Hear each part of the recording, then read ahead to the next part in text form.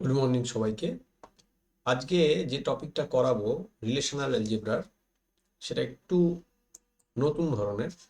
এটা হলো Cartesian product. Cartesian product মানে আহ, দেখো, আমরা ক্রস চিহ্ন ব্যবহার করি কার্টেসিয়ান প্রোডাক্টের জন্য। তো ক্রস মানে গুণ চিহ্ন আর কি। তো সেখানে কি হয়, দুটো টেবিলকে নিয়ে, এটা কিন্তু একটা বাইনারি অপারেশন, মানে মিনিমাম দুটো টেবিল লাগে। তো এইবার এক্ষেত্রে যখন আমরা দুটো টেবিলের মধ্যে কার্টেসিয়ান প্রোডাক্ট করব, তখন নিয়ম হচ্ছে, গুণ করছি তো, বীজগাণিতিক গুণের মতন হয়। দেখো আমি এখানে করে দিয়েছি। যেমন প্রথম রোটাকে এ ধরলাম, দ্বিতীয় রোটাকে বি, এদিককার এই ডিপার্টমেন্ট টেবিলের প্রথম রোটাকে এক্স ধরলাম এবং ডিপার্টমেন্ট টেবিলের সেকেন্ড রোটাকে ওয়াই ধরলাম। তার মানে আলটিমেটলি এই ব্যাপারটা দাঁড়ালো A plus B into X plus Y. এবং বীজগণিতের ক্ষেত্রে গুণ করলে কি হয়, A X plus A Y plus B X plus B Y. এই জিনিসটাই জাস্ট কার্টেসিয়ান প্রোডাক্ট করলে পাওয়া যায়। এবার দেখো এখানে এ ওয়ান যে মানে ভ্যালুটা, এইটা কমন থাকলো পরপর দুবার। এবং দেখো পাশে পাশে এক্স আর ওয়াই দুটোই এসছে। তার মানে প্রথমে ডি ওয়ানে ডিবিএমএসটাও এসছে, তারপর ডি টু পাইথনটাও এসছে। ঠিক আছে, তো এইভাবে যেভাবে এ ওয়ানের সঙ্গে এই দুটোকে গুণ করলাম, এক্স্যাক্টলি একই পদ্ধতিতে বি টু এর সঙ্গেও ডান দিকের দুটোকে গুণ করলাম। এটাকে বলে কার্টেসিয়ান প্রোডাক্ট। তো যখনই দুটো টেবিলের কার্টেসিয়ান প্রোডাক্ট হবে, তখনই এইরকম ভাবেই হবে। এবং গুণের সংখ্যাটা কটা রো হবে তুমি গুনলেই পারবে। যেমন 2 × 2 এক্ষেত্রে হয়েছে। এমপ্লয়ি টেবিলে দুটো রো আছে 2, ডিপার্টমেন্ট টেবিলে দুটো রো আছে 2, 2 2 কত হয় 4। দেখো নতুন টেবিলে 4টে রো রয়েছে। তো এটা আমাদের কাজে লাগবে, পরে যেটা করাবো সেটা তো কাজে লাগবে। যদি তোমার 2 × 3 থাকে তাহলে উত্তর হবে 6।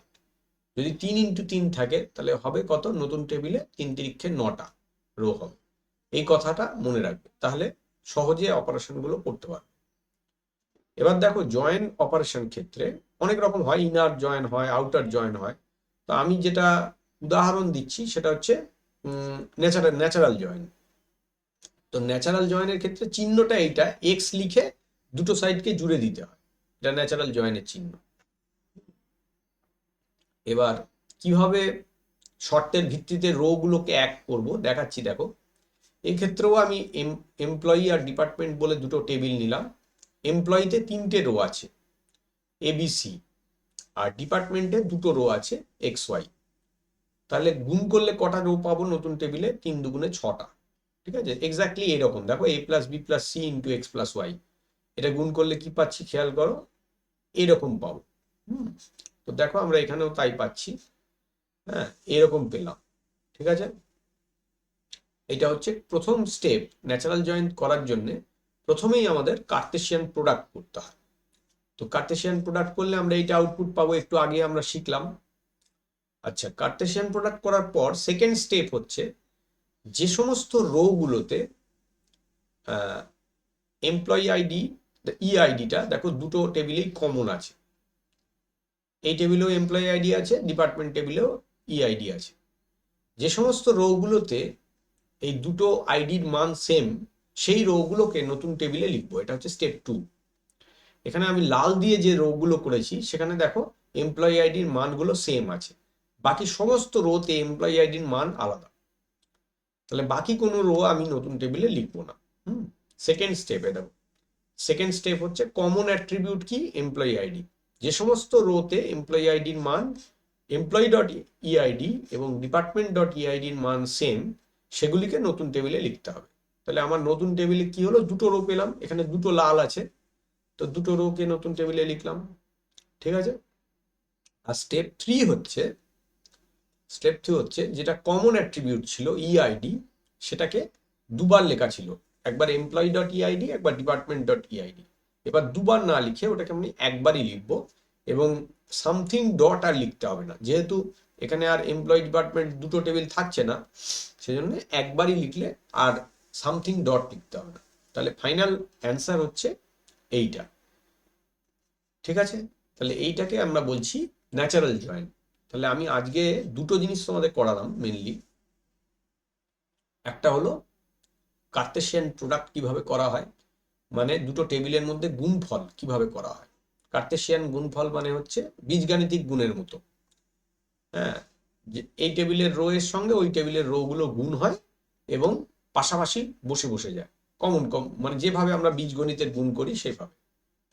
আর ন্যাচারাল জয়েন যেটা, সেটা তিনটে স্টেপ আছে। প্রথমে কার্তেশিয়ান প্রোডাক্ট করতে হয়, এখানে করেছি। তারপর যেখানে কমন অ্যাট্রিবিউটের মান সেম থাকে সেগুলোকে অন্য টেবিলে লিখতে হয়। কার্তেশিয়ান প্রোডাক্ট করলে এই ন্যাচারাল জয়েনের সময় কিন্তু একটা কমন অ্যাট্রিবিউট অবশ্যই লাগে, যার জন্য দেখো আমি এখানে যে ডিপার্টমেন্ট টেবিলটা নিয়েছি সেখানে এমপ্লয়ি আইডি বলে একটা কলাম অ্যাড করেছি, যেটা কিনা আগেরটাতে ছিল না। বুঝতে পারলে? তো এবার যেখানে কমন অ্যাট্রিবিউট যেটা আছে সেখানে সেটার মান দু ক্ষেত্রেই যেখানে যেখানে এক আছে সেইগুলোকে আমি নতুন টেবিলে লিখলাম। এটা হলো সেকেন্ড স্টেপ। এই যে, আর থার্ড স্টেপ হলো এই এমপ্লয়ি আইডিটা আমরা দুবার লিখেছি, একবার এমপ্লয়ি ডট ইআইডি, একবার ডিপার্টমেন্ট ডট ইআইডি। দুটোর বদলে একটাকে তুলে দেবো, যে কোনো একটাকে তুলে দেবো এবং এখানে নামটা কি দেবো, ইআইডি দিয়ে ফাইনাল যেটা বেরোবে এইটা হলো আমার ন্যাচারাল জয়েনের আউটপুট। ঠিক আছে, তো এই হলো আজকের ক্লাসে এইটুকুই করালাম। তোমাদের রিলেশনাল অ্যালজেব্রাও কমপ্লিট হয়ে গেল। তো এবার নেক্সট যেটা আছে সেটা কিন্তু এসকিউএল। ঠিক আছে, ক্লাসগুলো ফলো করো, বুঝতে পারবে, কোনো অসুবিধা হবে না। থ্যাংক ইউ সকলকে, আজকের ক্লাসে এইটুকুই রাখছি। থ্যাংক ইউ সকলকে।